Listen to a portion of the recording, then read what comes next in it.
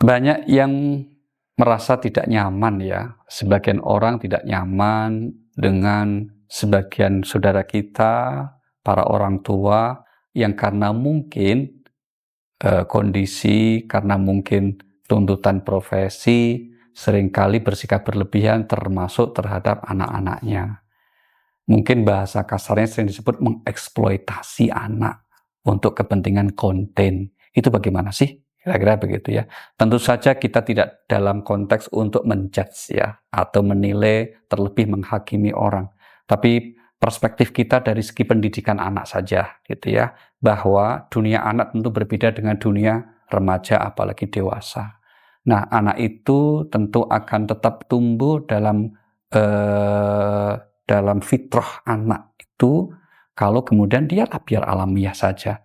Nah, kalau kemudian orang tua khususnya atau lingkungannya bersikap berlebihan dengan mengeksploitasi anak, mungkin sudah diberikan, mohon maaf ya, saya juga kurang tahu persisnya, tapi kalau kita lihat-lihat kayaknya itu sudah banyak di skenario begitu ya, gitu tuh. Tapi nanti ini Masnya yang bikin ini yang lebih tahu ya. Skenario itu misalnya kamu harus gini nanti, kamu harus begini nanti.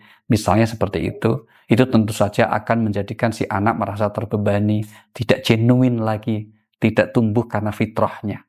Padahal seharusnya anak agar menjadi generasi yang baik di masa depannya, biarlah dia tumbuh secara fitrah, secara naluri, secara alamiah lah. Kira-kira kita. Kemudian yang kedua, efek lain dari apa yang sering terjadi seperti itu, bagi tumbuh kembang si anak itu tentu saja pada akhirnya tidak otentik.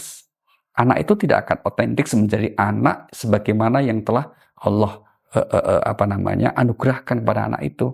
Karena kalau kita lihat di dalam Al-Quran misalnya, Allah berfirman, kullu ya'malu ala syakilati. Ya, bekerjalah kamu dengan bakat yang Allah anugerahkan kepada kamu. Artinya apa? Setiap anak dianugerahi oleh Allah passion, kelebihan-kelebihan gitu ya. Nah, maka kemudian seandainya konten-konten yang melibatkan anak itu tujuan pentingnya adalah mengeksplorasi. Ingat ya, mengeksplorasi, bukan mengeksploitasi.